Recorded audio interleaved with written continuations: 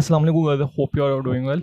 I am Mohammad Tayyib and today our topic is regarding to a criminal law. PPC का आज का हमारा lecture है कत्ले अहमद के वाले से बहुत ज़्यादा इंपॉर्टेंट लेक्चर है। आप इसको एंड तक जरूर देखिएगा। पीपीसी के मैं पहले भी लेक्चर्स बना चुका हूँ। 17th वीडियोज़ में अपलोड कर दी हैं। ठीक है, आज का जो है ना वो basically most important lecture criminal law PPC का मोस्ट इंपॉर्टेंट लेक्चर कत्ले अहमद, और उस नेक्स्ट जो लेक्चर होगा अपकमिंग वो उसमें हम जो है ना वो कत्ल की टाइप्स पढ़ेंगे। ठीक है, बेसिकली ये कभी कभी सेपरेट भी पूछा जा सकता है कि कत्ले अहमद को एक्सप्लेन करें, और वैसे भी चूँकि मुझे ऐसा लगता है कि ये बेसिकली जो है ना वो अलहदा से एक टॉपिक ज़रूर पढ़ाना चाहिए, क्योंकि इस एक सेक्शन के ऊपर, इस सेक्शन 300 के ऊपर पूरे वॉल्यूम्स लिखे गए हैं। ठीक है, इतनी बुक्स लिखी गई हैं इसके ऊपर। ठीक है, तो मुझे ऐसा लगता है कि बेसिकली स्टूडेंट्स को इस सेक्शन को ज़रूर अंडरस्टैंड करना चाहिए। अफेंस रिलेटिंग टू बॉडी, मतलब बॉडी के रिलेटिव जितने भी अफेंस हैं वो सेक्शन 299 से ही शुरू होते हैं। ठीक है, ऑनवर्ड।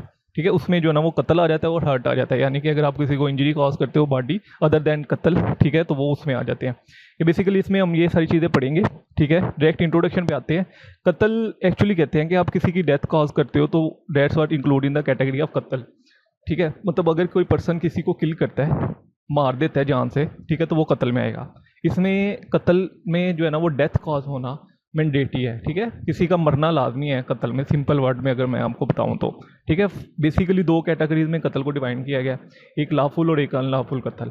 ठीक है, अनलाफुल कत्ल के वाले से डिस्कस करेंगे, क्योंकि पाकिस्तान एक हाइब्रिड लीगल सिस्टम है। यहाँ पे इस्लामिक लॉज भी इंप्लीमेंट होते हैं, तो इस्लाम में बेसिकली जो है ना वो कत्ल के जो है ना वो अगेंस्ट जो है ना वो पनिशमेंट बहुत स्ट्रिक्टली डिफाइन करता है। ठीक है, यहाँ तक कि इस्लाम ये कहता है कि अगर किसी ने किसी इंसान को कत्ल किया, गोया उसने पूरी इंसानियत को कत्ल किया। ठीक है, तो इस वजह से इस्लाम भी जो है ना वो इसको, इस एक्ट को जो है ना वो फॉरबिडन डिक्लेयर करता है।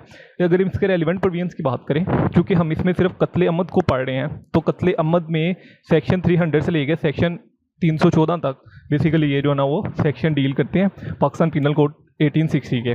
ठीक है, मेनली जो है ना वो सेक्शन 300 और सेक्शन 301 जो है ना वो कत्ले अहमद को डिफाइन करता है। ठीक है, बेसिक जो डेफिनेशन है वो 300 में है। ठीक है, लेकिन 301 भी एक सर्कमस्टांसेस बताता है कि अगर इस सर्कमस्टांसेस में भी कोई कत्ल कमिट होता है तो वो भी कत्ले अहमद की कैटेगरी में आएगा। उसके बाद ये डेफिनेशन क्लास है। ठीक है, और देन फिर ऑनवर्ड जो है ना वो हम इसको डिस्कस करेंगे। तो ये बेसिकली रेलिवेंट प्रोविजंस हैं। उसके बाद अगर हम इसके क्रॉस रेफरेंस की बात करें तो किसास एंड दियत ऑर्डिनेंस सेक्शन 17 कानून शहादत का, ये बहुत ज़्यादा इंपॉर्टेंट है। उसके बाद इसमें अमेंडमेंट्स हुई थी क्रिमिनल लॉ अमेंडमेंट्स में। ठीक है, अमेंडमेंट 1997 में, ठीक है, प्रीटेक्स ऑफ ऑनर के वाले से, और उसके बाद जो है ना वो क्रिमिनल लॉ अमेंडमेंट एक्ट 2004। ठीक है, और शेड्यूल 2 बहुत ज़्यादा इंपॉर्टेंट है। ठीक है, ये बेसिकली बताता है सीआरपीसी का कि एक ट्रायल कहाँ पे होगा। ठीक है, अगर किसी पर्सन ने कत्ल कमिट कर दिया है, ठीक है, तो उसका ट्रायल जो है ना वो सेशन कोर्ट में होगा। ठीक है, और ट्रायल का बताता है। ठीक है, और बताता है कि कंपाउंडेबल है, नॉन कंपाउंडेबल है, बेलेबल है, नॉन बेलेबल है। ठीक है, ये सारी चीज़ें हमें शेड्यूल 2 से ही पता चलती हैं। अगर हम कत्ल की डेफिनेशन पढ़ें तो बेसिकली जो है ना वो पाकिस्तान पिनल कोड में कत्ल को डिफाइन तो नहीं किया गया, लेकिन सेक्शन 299 क्लास जे कहता है कत्ल मीन्स कि वो कत्ल का मतलब बताता है causing death of a person, कि अगर किसी पर्सन की डेथ काज की कर दी जाए तो हम उसको कत्ल कहेंगे। ठीक है, कत्ल का मतलब बताता है हमें section 299 of class J of Pakistan penal code. अगर हम इसकी डेफिनेशन बात करें, ये मैंने खुद लिखी है, कत्ल can be define as causing death of a person by another person. एक पर्सन जो है वो किसी दूसरी पर्सन की डेथ कॉज कर दे तो उसको हम कत्ल कहेंगे। बेसिकली मैंने अपनी डेफिनेशन लिखी है खुद से। ठीक है, अगर आप ऐड करना चाहें तो कर सकते हैं अपने नोट्स में, अदरवाइज ये जो है ना वो पाकिस्तान पिनल कोड ने मीनिंग बताया, ये आप लिख सकते हैं। एक्चुअली अनलॉफुल कत्ल यानी कि कत्ल की जो है ना वो 4 टाइप्स हैं।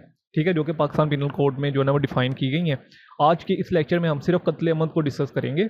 ये बेसिकली इंटेंशनली कत्ल होता है, जिसमें जो है ना वो एक पर्सन की इंटेंशन होती है, उसके पीछे उसका एक मोटिव होता है वो एक्ट परफॉर्म करने के लिए। ठीक है, बाकी जितने भी आप कत्ल पढ़ेंगे, कत्ल भी सबब और कत्ले खता और शबीह अहमद, ये बेसिकली 3 तरह की वो टाइप्स हैं। ठीक है, जहाँ पे एक पर्सन की इंटेंशन नहीं होती है, वो कोई ऐसा एक्ट परफॉर्म कर देता है जिसकी वजह से जो है ना वो किसी दूसरे पर्सन की डेथ काज हो जाती है। ठीक है, तो इस वजह से इसको जो है ना वो कत्ले अहमद को सेपरेटली एक पूरा लेक्चर में डिस्कस किया जा रहा है। ठीक है, और बाद में हम नेक्स्ट बहुत जल्द एक वीडियो आएगी जिसमें हम पूरी चारों टाइप्स को भी डिस्कस करेंगे।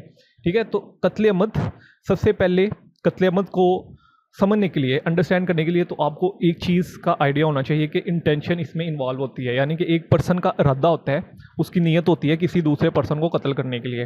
बाकी जो 3 टाइप्स होती हैं इसमें किसी भी पर्सन की इरादा नहीं होता, नीयत नहीं होती है, ठीक है, बस कोई ऐसा एक्ट परफॉर्म हो जाता है जिसकी वजह से कोई दूसरा पर्सन जो है ना वो कत्ल हो जाता है। ये हम नेक्स्ट अपकमिंग लेक्चर्स में पढ़ेंगे। इस लेक्चर में सिर्फ आप इतना समझ लीजिए कि कत्ल अमद को कमिट करने के लिए एक पर्सन की नीयत का होना लाजमी है, ठीक है। अब नीयत का कैसे पता चलता है? उसके मोटिव से, ठीक है, मतलब उसके पीछे का बैकग्राउंड क्या है। अगर एक पर्सन ने किसी दूसरे पर्सन को कत्ल किया है तो उसके पीछे एक पूरा बैकग्राउंड है। बैकग्राउंड ये भी हो सकता है कि उनका प्रॉपर्टी का मसला था आपस में, ठीक है। बैकग्राउंड ये भी हो सकता है कि उनका जो है ना वो शुरू से लड़ाई झगड़े चल रहे थे। बैकग्राउंड ये भी हो सकता है कि उन्होंने आपस में जो ना वो पैसे का लेन देन किया था। तो ये चीज़ें मोटिव डिस्क्राइब करती हैं, ठीक है। बैकग्राउंड ये भी हो सकता है कि उनका किसी जगह पे जो है ना वो थोड़ा सा झगड़ा हुआ था, ठीक है। ये सारी चीज़ें जो है ना बेसिकली एक पर्सन की इंटेंशन को डिफाइन करती हैं, ठीक है। जितने भी सिनेरियोज हुए हैं, ठीक है, वो सारी जो सीरीज़ हुई हैं, एक्ट ऑफ सीरीज़ हुई हैं, वो बेसिकली जो है ना वो किसी भी पर्सन की इंटेंशन को डिटरमाइन करती हैं। और मोटिव ये होता है कि किस मकसद के लिए, ठीक है। इसमें बेसिकली मोटिव ही डिटरमाइन किया जाता है कत्ल अमद में, ठीक है। ये थोड़ा सा बैकग्राउंड बता रहा हूँ, इसको हम डिटेल से डिस्कस करेंगे, लेकिन ये थोड़ा सा बैकग्राउंड बता रहे हैं कि एक पर्सन का मोटिव क्या था, ठीक है। कत्ल अमद में मोटिव चेक किया जाता है और वही जो है ना वो इंटेंशन को एक्सप्लेन करता है, ठीक है। अगर हम इसके सेक्शन को पढ़ें तो ये बेसिकली सेक्शन है जो कि पाकिस्तान पिनल कोड में दिया गया है, सेक्शन 300 है, ठीक है। ये कहता है कि who are intention of causing death, कि whoever with the intention, कि एक पर्सन की इंटेंशन है डेथ कॉज करने की, ठीक है। यहाँ तक आपने बस इतना समझना है कि एक पर्सन की नीयत है किसी की डेथ कॉज करने की, और with intention of causing body injury to a person, यहाँ किसी पर्सन की नीयत है कि वो किसी को बॉडी इंजरी कॉज करेगा, ठीक है। यहाँ तक इस सेक्शन में ये डिफाइन किया गया है। सबसे पहली तो चीज़ ये है कि इंटेंशन होना लाजमी। देखिए यहाँ पे भी इंटेंशन था, यहाँ पे भी इंटेंशन था, ठीक है। यहाँ पे इंटेंशन था कि कॉजिंग डेथ, और यहाँ पे इंटेंशन था कि causing body injury to a person, कि किसी पर्सन को जो है ना वो बॉडी इंजरी कॉज की जाए बाय डूइंग एन एक्ट, किसी एक्ट के through which is ordinary course of nature is likely to cause death, जो कि ऑर्डिनरी कोर्स ऑफ नेचर में डेथ कॉज करता है। ऑर्डिनरी कोर्स ऑफ नेचर को समझना, बेसिकली इस ऑर्डिनरी कोर्स ऑफ नेचर के ऊपर जो है वो एक पूरी बुक लिखी गई है एक्चुअली में, क्योंकि ये बेसिक जो वर्ड है ये कहता है कि ordinary course of nature mean कि कोई ऐसी चीज़ जो कि एक्चुअली में डेथ कॉज करती है, ठीक है। अब देखिए मेरे पास पाकिस्तान पिनल कोड की बुक है, इसमें जो बेयर एक्ट की अगर मैं बुक देखूं तो इसमें मैक्सिमम 300-400 जो है ना वो पेजेस हैं, ठीक है। अब ये 300-400 पेजेस अगर मैं किसी को जो है ना वो किसी को ये बुक मारूंगा तो ये बुक किसी का कत्ल नहीं कर सकती, ठीक है।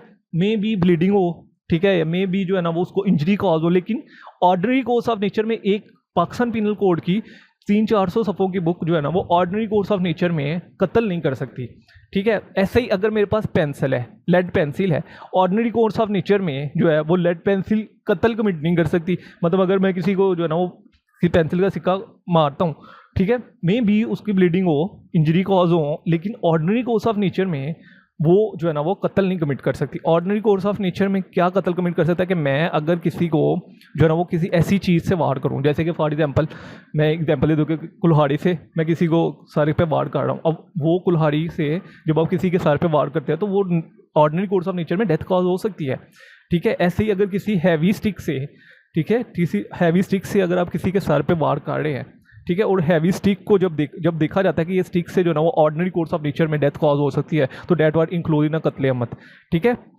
वो कत्ले अमद ही कैटेगरी में आएगा। और with the knowledge of this, और विद द नॉलेज, और ये नॉलेज होना चाहिए कि act is so eminently dangerous, कि ये जो एक्ट मैं परफॉर्म करने जा रहा हूँ ये इतना डेंजरस है कि ये किसी की डेथ कॉज कर सकता है, तो वो कत्ले अमद में आएगा, ठीक है। अब यहाँ पे हमने 4 चीज़ें पढ़ी, ठीक है। सबसे पहले ये कि इंटेंशन होनी चाहिए कॉजिंग डेथ, तो जब आपकी इंटेंशन है तो आप तो डायरेक्ट आ गए कत्ले अमद में, ठीक है, ये तो सिंपल है।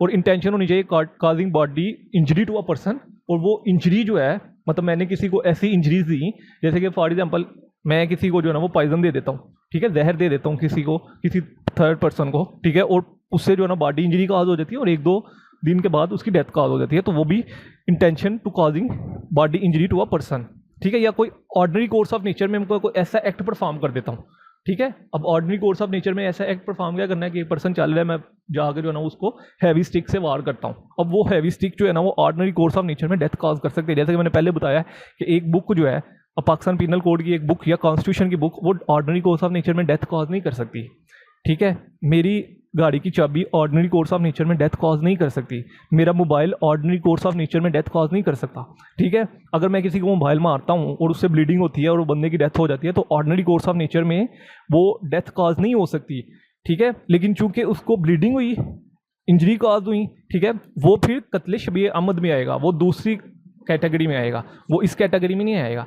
इसमें अगर तो कोई ऐसा एक्ट परफॉर्म हुआ है, ठीक है, और उसमें जो है ना वो डेथ कॉज हो गई है, तो फिर ये देखा जाएगा कि क्या वो चीज़ ऑर्डिनरी कोर्स ऑफ नेचर में डेथ कॉज कर सकती है। अब मैं फॉर एग्जांपल किसी को चाकू मारता हूँ, ठीक है, तो चाकू से डेथ कॉज हो जाती है, ये ऑर्डिनरी कोर्स ऑफ नेचर में आप डेथ कॉज कर सकते हो चाकू से, ठीक है।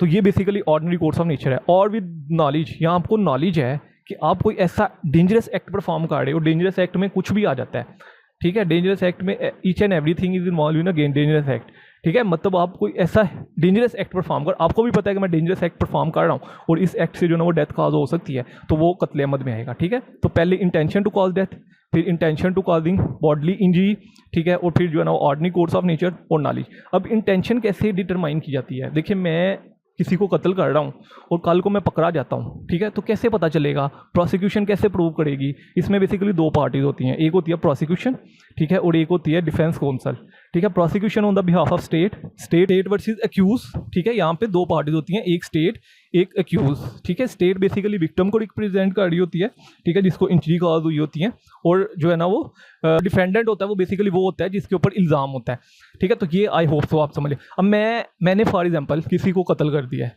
ठीक है। अब कैसे जो है ना वो प्रोसिक्यूशन ये प्रूव करेगी, यानी कि स्टेट कैसे प्रूव करेगी कि मैं कत्ल किया है, ठीक है। उसके लिए इंटेंशन सबसे पहले, अब इंटेंशन कैसे प्रूव की जाएगी? इंटेंशन उसके मोटिव से प्रूव की जाएगी। अब मेरा मोटिव क्या था उस पर्सन को कत्ल करने का, ठीक है। फॉर एग्जांपल मेरे पे इल्ज़ाम है कि जी मैंने बी को कत्ल कर दिया है, ठीक है। अब जो है ना वो प्रोसिक्यूशन ये जो है ना वो साबित करेगी कि मैंने इंटेंशनली, यानी कि मेरे इसके पीछे एक मोटिव था इसको कत्ल करने के वाले से, और वो मेरा मोटिव क्या था कि मेरा और बी का प्रॉपर्टी का मसला चल रहा था, ठीक है, और उसी प्रॉपर्टी के तनाज़े में मैंने उसको कत्ल कर दिया, ठीक है। तो ये बेसिकली जो है ना वो जो आप उसके पीछे का एक पूरा बैकग्राउंड होता है ना, ठीक है, उसके पीछे के जो पूरे सर्कमस्टांसेस होते हैं, जो सीरीज ऑफ एक्ट्स होती हैं, ठीक है, वो बेसिकली आपकी इंटेंशन को जो है ना वो डिटरमाइन करती हैं, ठीक है। अगर एक केस ला लिखिए, ये बहुत इंपॉर्टेंट केस ला है, 2005 YLR 908। इस केस में बेसिकली ये क्या कहा गया था कि जो एक्यूज की स्टेटमेंट है ना, उसमें उसकी स्टेटमेंट से ना तो उसकी इंटेंशन प्रूव हुई है, ना उसका नॉलेज प्रूव हुआ है। उसने कत्ल तो किया था, ठीक है, लेकिन उसकी इंटेंशन और उसका नॉलेज जो है वो दो चीज़ें नहीं पाई गई। इस वजह से जो है ना ये बेसिकली ये एक्ट जो है वो कत्ले शबीह अहमद में आएगा, कत्ले अहमद में नहीं आएगा, ठीक है। अब जब कत्ले शबीह अहमद में आएगा तो उसको पनिशमेंट भी कत्ले शबीह अहमद की दी जाएगी, कत्ले अहमद की उसको पनिशमेंट नहीं दी जाएगी। इस केस में बेसिकली ये हेल्ड किया गया था कि जो एक्यूज़ है, ना तो उसकी इंटेंशन पाई गई है इस जो है ना वो कत्ल में, और ना ही उसका नॉलेज जो है ना वो हमें सामने आया कि बेसिकली कोई ऐसा इमिनेंटली डेंजरस एक्ट परफॉर्म कर रहा था, ठीक है, जिससे जो है ना वो ऑर्डिनरी कोर्स ऑफ नेचर में या प्रोबेबिलिटी या पॉसिबिलिटीज़ हैं कि किसी की डेथ कॉज हो, ठीक है। तो इसी केस में भी यही हेल्ड किया गया था। इसके मैंने इंग्रेडिएंट्स भी निकाले हैं कि एसेंशियल इंग्रेडिएंट्स कौन कौन से होते हैं सेक्शन 30 को प्रूव करने के लिए, ठीक है। बेसिकली जो है ना वो कत्ले अहमद को ये चीज़ डिफाइन करती है। मतलब अगर ये चीज़ें हैं, सबसे पहले तो चीज़ है कि काजिंग डेथ, अगर एक पर्सन की डेथ काज हुई है तो तब वो कत्ले अहमद में आएगा। विदाउट काजिंग डेथ वो कत्ले अहमद की कैटेगरी में नहीं आएगा, ठीक है। पहली चीज़ डेथ, और death such death may be cause by doing an act, किसी एक्ट की वजह से डेथ कॉज हुई। मतलब मैंने कोई एक्ट परफॉर्म किया, फॉर एग्जांपल मैंने चाकू मारा या मैंने जो है ना वो फायर किया एक पर्सन को और मेरे फायर से उसकी डेथ कॉज हुई है, तो that's are include in the फिर जो है ना वो कत्ले अहमद की कैटेगरी में। तो सबसे पहली चीज़ डेथ कॉज होना, फिर एक्ट। अब मेरे एक्ट से डेथ कॉज हुई है, अब ये नहीं है कि वो खुद एक नेचुरल डेथ जो है ना वो उसकी डेथ कॉज हुई है, तो वो इसमें इसकी कत्ले अहमद की कैटेगरी में नहीं आएगा, ठीक है। और थर्ड थिंग इज़ कि इंटेंशनली डूइंग बॉडी इंजरी, मैंने उसको ऐसी इंजरीज कॉज की हैं, इतनी दर्दनाक इंजरीज कॉज की हैं कि जिसकी वजह से उसकी डेथ कॉज हो सकती है, तो तब भी वो कत्ले अहमद की कैटेगरी में आएगा, ठीक है। तो पहली चीज़ डेथ, दूसरा मेरा कोई एक्ट परफॉर्म हुआ, ठीक है, और तीसरी चीज़ मैंने कोई बॉडी इंजरी कॉज की है। पहली तो सीधी सीधी मैंने उसको डेथ कॉज कर दी है तो वो मर गया है, ठीक है। अगर मैंने सीधा सीधा उसको नहीं मारा, मैं उसके जो है ना वो इंजरीज काज करता रहा हूँ उसकी बॉडी पे, ठीक है, और उस इंजरीज की वजह से उसकी डेथ काज हुई है, तो वो भी कत्ले अहमद की कैटेगरी में आएगा, ठीक है। Act in ordinary course of nature, ordinary course of को मैं पहले डिफाइन कर चुका हूँ कि मेरी पाकिस्तान पिनल कोड की बुक जो है ना वो बहुत पतली है, बेयर एक्ट जो है, ठीक है, वो ऑर्डिनरी कोर्स ऑफ नेचर में किसी की डेथ कॉज नहीं कर सकती, ठीक है, मेरा mobile ordinary course of nature में किसी का डेथ कॉज नहीं कर सकता, मेरी गाड़ी की चाबी ऑर्डिनरी कोर्स ऑफ नेचर में किसी की डेथ कॉज नहीं कर सकती। ठीक है, तो सबसे पहली चीज़, अगर तो कोई एक्ट मेरा ऐसा परफॉर्म किया है, यानी कि फॉर एग्जांपल मैं कहता हूँ कि जी मैंने चाकू मारा है, अब चाकू ऑर्डिनरी कोर्स ऑफ नेचर में डेथ कॉज कर सकता है। तो अगर किसी पर्सन को, फॉर एग्जाम्पल मैं बी की एग्जांपल लेता हूँ, बी को मैंने चाकू मारा है, ठीक है, अब कोर्ट कहेगी कि चाकू जो है ऑर्डिनरी कोर्स ऑफ नेचर में तो डेथ कॉज कर सकता है, तो आपने तो, आपकी तो इंटेंशन भी थी, क्योंकि आपका तो ज़मीन का मसला चल रहा था बी के साथ, तो you are fall in the category of कत्ले अहमद। तो आप कत्ले अहमद की कैटेगरी में आते हैं, आपको 302 के मुताबिक जो है ना वो सजा दी जाएगी। ठीक है, तो ये इंग्रेडिएंट्स है। एट द एंड इसके knowledge that the act is so eminently dangerous, कि एक मुझे नॉलेज भी है कि जो मैं एक्ट परफॉर्म कर रहा हूँ वो इतना डेंजरस है कि उससे 100% नहीं 80% पॉसिबिलिटीज़ हैं कि जो है ना वो डेथ कॉज हो सकती है। अब मैंने कौन सा एक्ट परफॉर्म किया है, जैसे कि मैंने पहले भी एग्जांपल दी कि मेरा फॉर एग्जांपल बी के साथ कोई ज़मीन का मसला चल रहा है, ठीक है, मैं बी को जो है ना वो चाकू मार देता हूँ, तो ऑर्डिनरी कोर्स ऑफ नेचर में चाकू जो है वो डेथ कॉज कर सकता है। ठीक है, लेकिन मैंने उसको चाकू एक नहीं वार किया, मैंने 3-4 वार किए। ठीक है, और आई नो कि पॉसिबिलिटी ये है कि वो 80 to 90% उसकी डेथ कॉज होगी। ठीक है, अब 1-2 दिन के बाद जो है ना वो उसकी डेथ कॉज हो गई। ठीक है, तो मेरे ऊपर जो है ना वो कत्ले अहमद की जो है ना वो प्रोविजंस लग जाएंगी। ठीक है, 302 के मुताबिक जो है ना मुझे पनिश किया जाएगा। ठीक है, केस लिख लीजिएगा, 1996 PLD सुप्रीम कोर्ट ने बेहेल्ड किया था किस ग्रेव एंड सडन प्रोवोकेशन, यानी कि ग्रेव या सडनली अगर आपको प्रोवोक किया जाता है, जैसे कि हम अक्सर देखते हैं कि लोग जो है ना वो रोड पे जो है ना वो चल रहे होते हैं और एक दूसरे के साथ गाड़ी लगने की बेस पे उनके आपस में लड़ाई झगड़ा होता है। ठीक है, एकदम से जो है ना वो दोनों पार्टीज गुस्से में आती हैं और पकड़ के जो है ना वो एक पार्टी दूसरी को कत्ल कर देती है, तो वो कत्ले अहमद की कैटेगरी में नहीं आएगा। ठीक है, यहाँ पे बेसिकली यही हेल्ड किया गया था कि ग्रेव एंड सडन प्रोवोकेशन, यानी कि अगर आपको इश्तियाल अचानक से एकदम से इश्तियाल एकदम से गुस्सा दिलाया गया है, ठीक है, तो वो इसकी कैटेगरी में नहीं आएगा। लेकिन प्रीटेक्स ऑफ ऑनर, अगर आप किसी को गैरत के नाम पे कत्ल करते हैं, ठीक है, तो वो जो है ना वो बेसिकली इसी में कत्ले अहमद में ही आएगा। इसके ऊपर 2016 में जो है ना अमेंडमेंट हो गई थी। प्रीटेक्स ऑफ ऑनर अगर आप करते हैं तो फिर आपको जो है ना वो कत्ले अहमद ये हम नेक्स्ट पढ़ेंगे। ठीक है, इधर इसलिए बताना इसका मकसद है क्योंकि हम इसको केस लॉ को डिस्कस कर रहे हैं कि अगर आपको अचानक से गुस्सा दिलाया गया, मैं रोड पर जा रहा था, ठीक है, और मुझे जो ना वो पीछे से आके किसी ने बाइक ठोक दी। ठीक है, अब मुझे बाइक मारी किसी ने, ठीक है, मुझे गुस्सा आया, उसको मैंने गुस्से में आके उसका कत्ल कर दिया। ठीक है, तो अब मेरे ऊपर सेक्शन जो है ना वो 302 की पेनल्टीज नहीं लगेंगी। ठीक है, कत्ले अहमद की कैटेगरी में मैं फॉल नहीं करूंगा।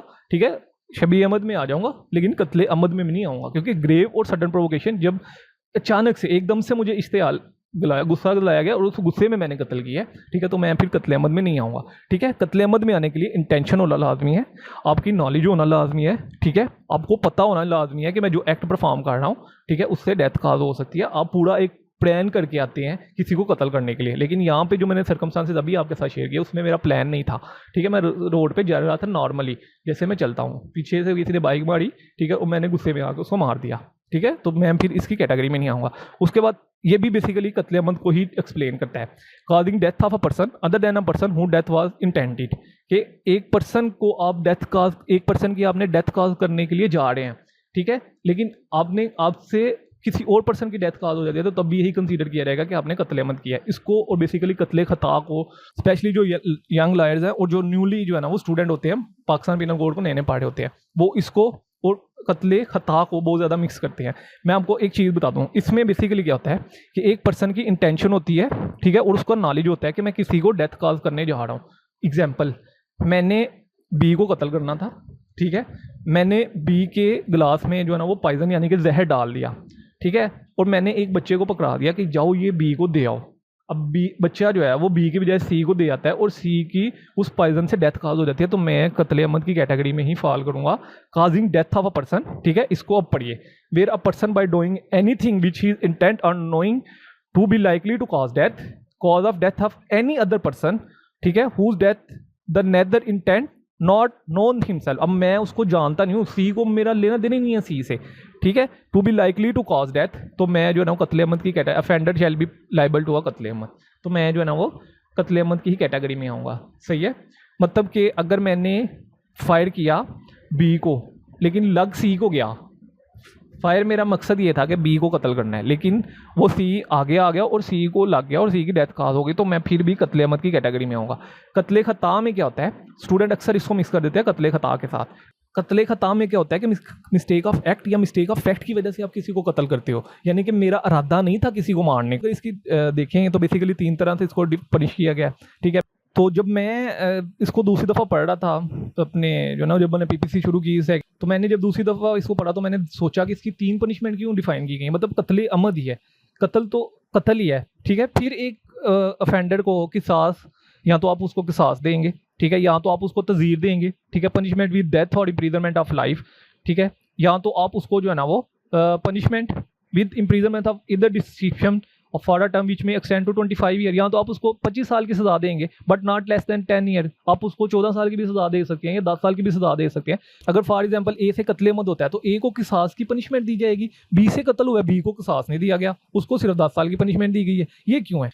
लेकिन जब आप इसकी डेथ में जाएंगे, सेक्शन 3000 और 301 और देन फिर 302 को जब आप कंप्लीट डेथ में जाके पढ़ेंगे तो देन आपको रियलाइज होगा कि क्यों जो है ना वो 3 तरह की पनिशमेंट है। तो कत्ल ही है, ठीक है, लेकिन 3 पनिशमेंट, एक पर्सन को किसास मिल गया, एक पर्सन को तज़ीर मिल गई है, एक पर्सन को 10 साल मिल गई। ये क्या है? ये तो इक्वालिटी तो नहीं है, ठीक है। लेकिन जब आप इसको डीप जाकर पढ़ेंगे तो तब आपको पता चलेगा कि कैसे। अब मैं इसको समझाता हूँ बेसिकली किसास। अब हम इसकी पनिशमेंट को स्टडी करते हैं। सबसे पहली पनिशमेंट है कि punish with the death has किसास।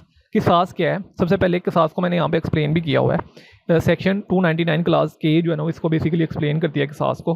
Basically section 299 कहता है कि जिस मूड और मैकेनिज्म से आपने किसी को इंजरी कॉज की गई है ना, उसी मूड और मैकेनिज्म से आपको इंजरी कॉज की जाएंगी। आपने कान के बदले कान, खून के बदले खून, ठीक है।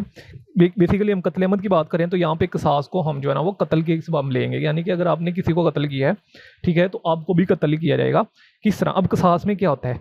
किसास और जो है ना वो फांसी की सजा यानी कि डेथ पेनल्टी में क्या होता है? किसास में ये होता है कि अगर आपने किसी को चाकू मारा था, जब आपने उसको चाकू मारा तो वो 2 घंटे तक तरफता रहा, ठीक है, उसके बाद उसका ब्लीडिंग हुई और 2 घंटे के बाद उसकी डेथ काज हो गई, ठीक है। तो सेम एज इट इज ही आपको भी उसी जगह पे, अगर मैं आपको इसकी एग्जांपल देकर समझाऊं तो फॉर एग्जांपल ए ने बी को कत्ल किया, ठीक है, और ए ने किस तरह कत्ल किया कि ए ने बी को जो है उसकी गर्दन पे चाकू मारा था, ठीक है, और बी जो है ना वो आधा घंटा जो है ना वो तरफता रहा और उसके बाद उसकी डेथ काज हुई। तो किसास ये कहता है कि same as it is A को भी उसी तरह चाकू मारा जाएगा गर्दन पे और ए भी उसी तरह तरफेगा, ठीक है, और फिर उसकी डेथ काज होगी। ये बेसिकली किसास कहता है। डेथ पेनल्टी में ये होता है कि सीधा सीधा जो है ना वो आपको फांसी पे लटका दिया जाता है, ठीक है, और आपकी जो है ना वो फांसी पे जो है ना वो डेथ काज हो जाती है। ये डेथ पेनल्टी में होता है। किसास में ये होता है कि जिस तरह फॉर एग्जाम्पल आपने अगर किसी को 2 चाकू मारे थे और फिर उसकी डेथ काज हुई तो आपको भी 2 चाकू मारे जाएंगे, फिर आपको छोड़ दिया जाएगा उधर ही, ठीक है, फिर आप तरफेंगे और फिर आपकी डेथ काज होगी। बेसिकली इतनी हार्ड पनिशमेंट इस वजह से रखी गई है कि आप जो है ना वो कत्ल ना करें, ठीक है। तो किसास सेम एज इट इज ही उसको पनिश किया जाएगा उसी मूड एंड मैकेनिज्म से। मैंने इसको डिफाइन क्या किया है? मैं बेसिकली केस लॉ की डेफिनेशन बता रहा हूँ कि उसी मूड और मैकेनिज्म से जो है ना वो इंजरी कॉज की जाएंगी जिस मूड और मैकेनिज्म से आपने इंजरी कॉज की थी, ठीक है। बेसिकली ये सुप्रीम कोर्ट ने जो है ना वो काफ़ी दफ़ा हेल्ड किया है। इसी को अगर मैं सुप्रीम कोर्ट की जो जजमेंट बताऊँ 2019 PLD Mohammad Yusuf and versus state में, बेसिकली सुप्रीम कोर्ट ने ये हेल्ड किया था कि अगर तो एक पर्सन सेक्शन 304 पे पूरा उतरता है, ठीक है, अब मैंने सेक्शन 304 यहाँ पे रखा है, ठीक है, तो फिर जो है ना उसको किसास दी जाएगी, अदरवाइज उसको किसास के लिए लाइबल नहीं होगा। अब किसास के लिए लाइबल कौन पर्सन होगा? जो कि ट्रू कन्फेशन करेगा। ट्रू कन्फेशन ये होता है कि अगर फॉर एग्जांपल मैंने जो है ना वो बी को कत्ल किया है, ठीक है, तो मैं जाकर कोर्ट को कह देता हूँ हाँ मैंने ही कत्ल किया है और उसके पीछे मेरा मोटिव ये था कि मेरा और इसका प्रॉपर्टी का मसला था, इस वजह से मैंने इसको पकड़ के कत्ल कर दिया। अब ये मैं कन्फेशन कर रहा हूँ, इकबाल कर रहा हूँ, अब इकबाल जुर्म, अपने जुर्म के जो ना वो कह रहा हूँ कि हाँ मैंने किया है, कन्फेस कर रहा हूँ, ठीक है। कन्फेशन का अगर हम मतलब समझें, बेसिकली इसको ना तो पाकिस्तान पिनल कोड में डिफाइन किया गया, ना ही हम इसको कन्फेशन को CRPC में पढ़ते हैं, ना ही QSO में पढ़ते हैं, ठीक है। इसको अगर हम डिफरेंट केस लॉ की डेफिनेशन देखें तो कन्फेशन, और अगर मैं ब्लैक लॉ डिक्शनरी को डिफाइन करूँ तो ब्लैक लॉ डिक्शनरी कहती है confession is to accept something, यानी कि आप किसी चीज़ को एक्सेप्ट कर रहे हो, किसी चीज़ को एक्नॉलेज कर रहे हो, ठीक है, तो वो कन्फेशन की कैटेगरी में आएगा, ठीक है, या किसी चीज़ को एडमिट कर रहे हो। अब यहाँ पे मैं एडमिट कर रहा हूँ कि हाँ मैंने ही कत्ल किया है और उसके पीछे रीज़न ये थी कि मैंने मेरा और इसका प्रॉपर्टी का मसला चल रहा। अब यहाँ पे मैंने कन्फेस कर लिया तो मेरे ऊपर जो है ना किसास एप्लीकेबल हो जाएगा। अब मुझे किसास के लिए पनिश किया जाएगा। यही इस सुप्रीम कोर्ट ने ये हेल्ड किया था। और दूसरी ये चीज़ हेल्ड की गई थी इसी केस लॉ में, लेकिन आर्टिकल 17 है, बेसिकली आर्टिकल 17 मैंने कन्फेस तो नहीं किया, लेकिन आर्टिकल 17 ऑफ द QSO के ऊपर मैं पूरा उतर रहा हूँ, ठीक है, तो मुझे जो है ना वो पनिश किया जाएगा, ठीक है। आर्टिकल 17 क्या कहता है कि 2 गवाह होने चाहिए, मतलब 2 गवाह होने चाहिए, 2 लोगों ने मुझे कत्ल करते देखा है, अपनी आंखों से देखा है, ठीक है, और उसके पीछे मेरी इंटेंशन भी पाई गई है, तो फिर जो है ना वो मुझे किसास के लिए पनिश किया जाएगा, ठीक है। यही बेसिकली जो है ना वो इस केस में हेल्ड किया गया था। अब फॉर एग्जांपल एक पर्सन ने कत्ल किया है, ठीक है, ना तो उसने कन्फेस किया है और ना ही उसने उसको दो लोगों ने कत्ल करते देखा है, सिर्फ एक ही पर्सन ने कत्ल करते देखा है, तो फिर क्या, फिर भी वो इस कैटेगरी में आएगा? नहीं, फिर वो इस कैटेगरी में नहीं आएगा। यहाँ तो उसके कन्फेशन करना लाजमी है, ठीक है। यहाँ आर्टिकल 17 ऑफ क्यू है, अब आर्टिकल 17 कहता है कि 2 गवाह होने चाहिए, ठीक है, 2 विटनेसेस होने चाहिए, लेकिन यहाँ पे 2 विटनेसेस नहीं है, सिर्फ 1 विटनेसेस है, तो फिर उसको किसास की पनिशमेंट नहीं दी जाएगी। फिर हम मूव कर जाएंगे नेक्स्ट जो है ना वो सब क्लास पे, फिर हम आ जाएंगे तज़ीर के ऊपर, ठीक है। और तज़ीर की पनिशमेंट जो है ना वो पनिशमेंट विद डेथ और इम्प्रीजनमेंट ऑफ लाइफ तब दी जाती है जब सर्कमस्टांसिस बिल्कुल क्लियर हों। मैंने एक जो है ना वो पर्सन की गवाही के ऊपर भी बहुत सी जजमेंट्स ऐसी पड़ी हैं जहाँ पे डेथ पेनल्टीज अवार्ड की गई हैं, ठीक है। यहाँ पे भी लिखा है if the prove is neither form specified in section 304। Section 304 जो है बेसिकली कहते हैं यहाँ तो पर्सन ने खुद कन्फेस किया है, मैं एक वाले जुर्म कर रहा हूँ ना, कन्फेशन कर रहा हूँ, एडमिट कर रहा हूँ एक चीज़ को कि हाँ मैंने मारा है और मेरे मारने के पीछे ये मोटिव था। यहाँ आर्टिकल 17 लग रहा है कि भाई 2 लोगों ने देखा है कत्ल करते, ठीक है, और वो 2 लोग आके गवाही दे रहे हैं, ठीक है। लेकिन अगर 2 लोगों ने नहीं देखा और ना ही मैं कन्फेस कर रहा हूँ, ठीक है, किसी एक पर्सन ने देखा है या सर्कमस्टांशियस किसी एक पर्सन ने भी नहीं देखा, लेकिन सर्कमस्टांशियल एविडेंस ऐसे कलेक्ट हुए हैं कि ऐसा ही लग रहा है कि मैंने कत्ल किया है, तो फिर वो यहाँ तो इसमें फॉल करेगा या तो वो इसमें फॉल करेगा, ठीक है। अब यहाँ पे सर्कमस्टांसिस पे डिपेंड करता है, ठीक है, कि केस जो है ना वो किस साइड पे चला गया, ठीक है। और यहाँ पे जो है ना वो सर्कमस्टांसिस पे डिपेंड करता है बेसिकली कि जो है ना वो किस मूड में जो है ना मैंने कत्ल किया था, मतलब मैंने कोई ज़्यादा डेंजरसली कोई ऐसा एक्ट परफॉर्म तो नहीं किया जिसकी वजह से डेथ काज हुई है, ठीक है। तो सेक्शन जो है 302B जो है ना वो तब लगेगा जब सेक्शन 304 में वो फॉल नहीं करेगा, ठीक है। और सेक्शन 302C तब लगेगा जब सर्कमस्टांसिस जो है ना इतने स्ट्रांग नहीं होंगे, ठीक है। यहाँ जो है ना वो बिहेवियर जो है वो बहुत अच्छा होगा ऑफेंडर का, ठीक है, तो फिर जो है ना वो कोर्ट काफ़ी रिलीफ ग्रांट कर देती है। सुप्रीम कोर्ट तो वैसे ही बहुत ज़्यादा रिलीफ ग्रांट करती है ऑफेंडर को, बिकॉज जो है ना वो accused is the favourite child of law, ये प्रिंसिपल जो है ना वो अक्यूज को बहुत ज़्यादा फेवर करता है। उसके बाद इसके अंदर प्रोवाइजो ऐड की गई थी 2016 में, ठीक है, ये बहुत इंपॉर्टेंट प्रोवाइजो, इसको जरूर लिखिएगा कि अगर आप किसी को कत्ल करते हो प्रीटेक्स ऑफ ऑनर में, यानी कि आजकल पाकिस्तान में गैरत के नाम पे बहुत ज़्यादा कत्ल होते हैं, ठीक है, तो वो जो है ना वो कत्ल अहमद की कैटेगरी में आएगा। पहले ये होता था कि लोग गैरत के नाम पे कत्ल कर देते थे और बच जाते थे, कहते थे कि हमने जो है ना वो गुस्सा आया हमें, ठीक है, तो इश्तेहाल हुआ, वो जो सडन और ग्रेव प्रोवोकेशन के वाले से मैंने पढ़ा था, अभी आपको जहाँ पे जो है ना वो केस ला बताया था, ठीक है। तो लोग कहते थे कि जी हमें गुस्सा आया और इस वजह से हमने जो है ना वो एक्ट परफॉर्म कर दिया, लेकिन इसके ऊपर अमेंडमेंट हुई, ठीक है, लेजिस्लेटर्स ने इसको अमेंड किया और उसके बाद इसमें जो है ना वो क्लियर कट बता देगा अगर प्रीटेक्स ऑफ ऑनर की बेस पे आप किसी को कत्ल करते हो तो वो कत्ल अहमद की कैटेगरी में आएगा और उसमें क्लास ए और बी लगेगी, ठीक है। अब क्लास ए और बी है, यहाँ तो किसास लगेगा, ठीक है, यहाँ तो उसको पनिशमेंट विद डेथ और इम्प्रीजनमेंट ऑफ लाइफ, यहाँ तो उसको पनिशमेंट विद डेथ मिलेगी, यहाँ तो उसको इम्प्रीजनमेंट फॉर लाइफ मिलेगी। ये वाली क्लास उसके ऊपर लागू नहीं होगी जो कि प्रीटेक्स ऑफ ऑनर पे कत्ल करता है, ठीक है। तो ये डेफिनेशन पढ़ी हमने, पनिशमेंट को डिफाइन किया, उसके बाद हमने सेक्शन 304 को पढ़ा, ठीक है, कि अगर कोई पर्सन जो है ना वो ट्रू कन्फेस करता है या आर्टिकल 17 पे बेस करता है, वो जो है ना वो कसास के लिए लायबल होगा, ठीक है, उसको जो है ना वो कसास की पनिशमेंट दी जाएगी।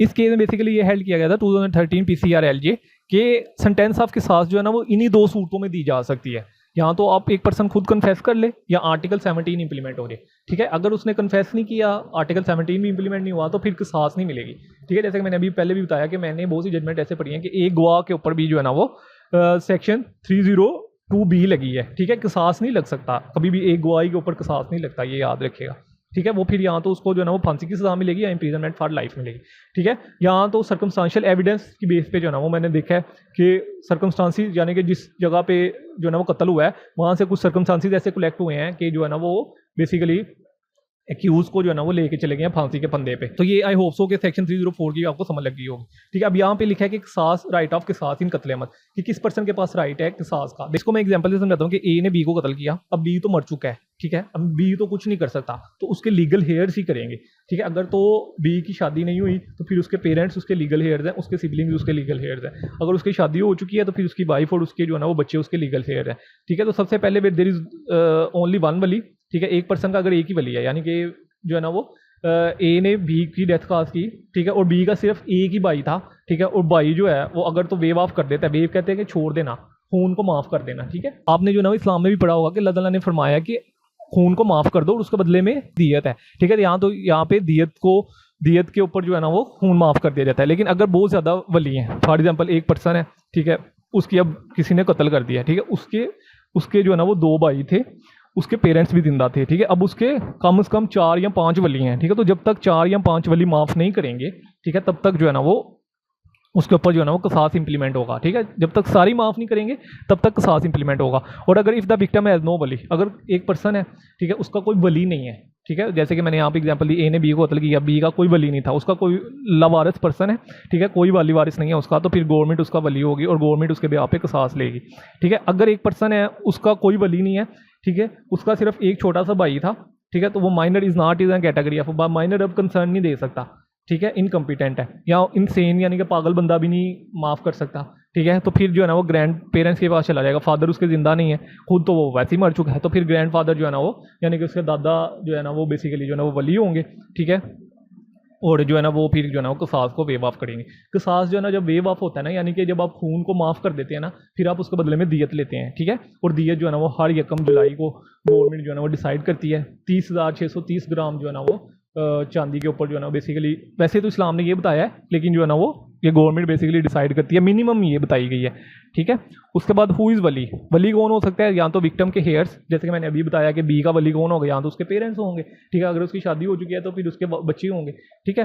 तो या तो गवर्नमेंट जो है ना वो खुद होगी, अगर तो उसका कोई हेयर नहीं है, ठीक है, वारिस नहीं है तो कोई। वैन कसास इज़ नॉट एप्लीकेबल, किन सूरतों में कसास नहीं होगा, ठीक है। एक पर्सन है, ठीक है, जिसके ऊपर कसास एप्लीकेबल हो गया है, जैसे कि मैंने पहले बताया कि सेक्शन 304 में वो फॉल कर गया है, ठीक है, यहाँ पे सारी प्रोविजंस लग गई हैं। अब कोर्ट ने कह दिया कि इसको जो ना वो कसास की पनिशमेंट दी जाए। कसास जैसे कि मैंने पहले बताया कि सेम ही उस तरह उसको इंजरी कॉज की जाएंगी, ठीक है। तो सबसे पहले ये है कि ऑफेंडर जिसने कत्ल किया था वो खुद मर जाए, जेल में ही उसकी डेथ हो जाए, ठीक है। यहाँ तो राइट ऑफ कसास वेव ऑफ हो गया, यानी कि वो दियत वगैरह दे के तो अपना कसास जो है ना वो खत्म करवा ले, या वो पर्सन जो है ना वो खुद वली बन जाए, ठीक है। एक पर्सन ने अपने किसी रिलेटिव को कत्ल किया, ठीक है, और कत्ल करने के बाद वो खुद वली बन गया, ठीक है, तो वो भी फिर जो है ना वो उसको कसास नहीं मिलेगा, दूसरी पनिशमेंट मिलेगी, फिर वो तज़ीर में आ जाएगा, ठीक है, लेकिन कसास उसके ऊपर एप्लीकेबल नहीं होगा। इसके केस लाभ देख लें, मोहम्मद इसहाक वर्सेस स्टेट 1992 PLD पेशावर 187, इसमें हाईकोर्ट ने बेसिकली हेल्ड किया गया था कि कसास को वेव ऑफ करने के लिए एक्यूज़ को गिल्टी होना लाजमी है, यानी कि अभी एक्यूज़ के ऊपर जो है ना वो ट्रायल चल रहा है, अभी उसके ऊपर कोई जो है ना वो पनिशमेंट इंपोज भी नहीं हुई, और अब पहली जाकर जो ना वो आप सुलह कर लें। सुलह किस बेस पे कर रहे हैं, उस बंदे ने कुछ किया ही नहीं। क्रिमिनल लॉ का जो है ना वो पहला प्रिंसिपल ये है, इनोसेंट बिफोर प्रूवन गिल्टी। एक पर्सन तब तक इनोसेंट है जब तक वो गिल्टी प्रूव नहीं होता, ठीक है। तो जब वो गिल्टी प्रूव होगा उसके बाद आप उसके साथ सुलह कर सकते हैं, ठीक है। आप उसके बाद आप अपना राइट ऑफ कसास वेव ऑफ कर सकते हैं, या आप उसके साथ कंपाउंडिंग सुलह कर सकते हैं, ठीक है। जब तक वो गिल्टी नहीं होगा तब तक ना तो आप उस अपना राइट, तब तो कसास राइट क्रिएट ही नहीं होगा, ठीक है। और सुलह का राइट ही नहीं क्रिएट होगा, क्योंकि अभी तक तो उसके ऊपर जो है ना वो प्रूव ही नहीं हुआ कि उस पर्सन ने ही जो है ना वो कत्ल किया है, ठीक है। तो ये बेसिकली इस केस में हेल्ड किया गया था। तो ये हमारा कत्ल अहमद था, ठीक है, जिसमें जो है ना वो बेसिकली ये था कि अगर आप यहाँ तो इंटेंशनली किसी को कत्ल करते हो या हम किसी को ऐसी इंजरी कॉज करते हो जिससे जो है ना वो ऑर्डिनरी कोर्स ऑफ नेचर में डेथ कॉज हो जाती है, तो death war include in the category of कत्ल, ठीक है। अगर आपको नोट्स चाहिए डिटेल से तो आप जो है ना वो व्हाट्सएप पे कॉन्टैक्ट कर सकते हैं। इंशाल्लाह जल्द मिलते हैं वीडियो में, तो 2 में अल्लाह हाफिज़।